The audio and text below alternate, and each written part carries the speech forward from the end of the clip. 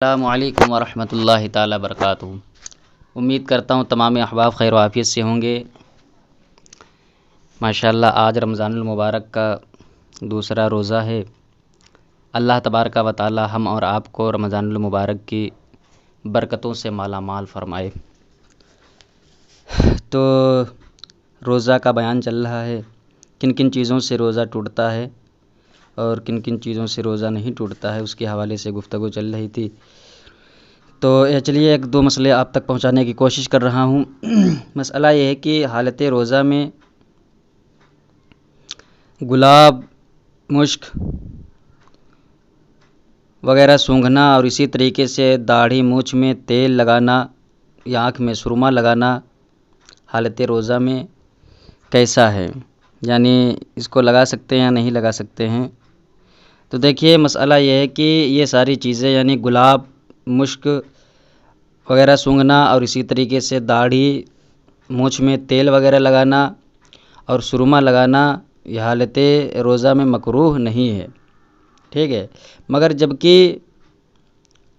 سرما لگانا جبکہ زینت کے طور پر ہو، زینت کے لیے اگر سرما کوئی لگا رہا ہے یا تیل اس لیے لگا رہا ہے کہ داڑھی بڑھ جائے گی، حالانکہ ایک مشت پہلے ہی سے داڑھی ہے، یعنی اگر کوئی سرما اس نیت سے لگا رہا ہے تاکہ اس سے زیب و زینت ہو، یا تیل کوئی لگا رہا ہے داڑھی بڑھانے کی نیت سے، حالانکہ پہلے ہی ایک مشت داڑھی اس کے ہے،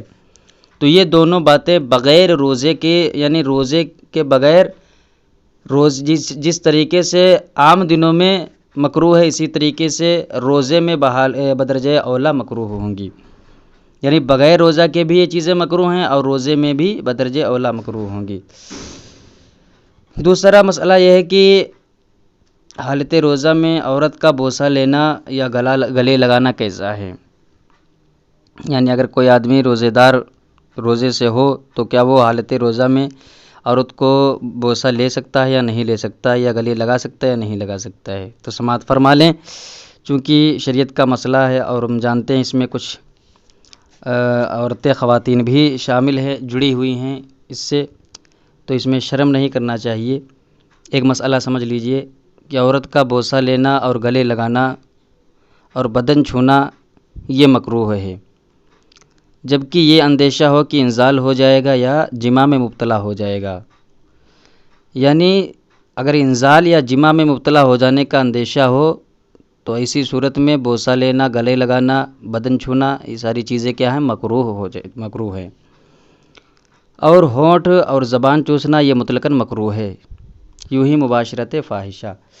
تو روزے کی حالت میں ان چیزوں کا خیال رکھنا ضروری ہے۔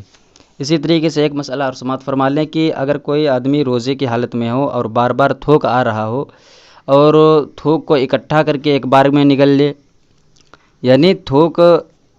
کئی بار کا تھوک ایک ہی بار میں جمع کر کے اور اکٹھا نگل لے تاکہ اس سے کیا ہے کچھ آرام مل جائے، راحت مل جائے، تو دیکھیے اس طریقے سے یہ عمل بغیر روزے کے بھی ناپسند ہے اور روزے کی حالت میں مکروہ ہے۔ یعنی آپ اس طریقے سے اگر روزے کی حالت میں کر رہے ہیں کہ تھوڑا تھوک آیا روک لیے، تھوڑا آیا پھر روک لیے، پھر تھوڑا آیا روک لیے، اس طریقے سے کچھ تھوک کیا اکٹھا کر کے ایک بارگی نکل لیے تاکہ کچھ پیاس سے راحت مل جائے، تو یہ ایسا کرنا مکروہ ہے اور یہ عمل حالت روزہ کے علاوہ بھی ناپسند ہے، تو آپ حضرات اس سے بھی بچنے کی کوشش کریں۔ امید کرتے ہیں مسئلہ سمجھ میں آ گیا ہوگا، اور زیادہ سے زیادہ شیئر کر دیا کریں، اپنے دوستوں احباب بھائیوں میں شیئر کریں تاکہ ہمارا اور آپ کا بھی فائدہ ہو۔ جزاکم اللہ خیرا و احسن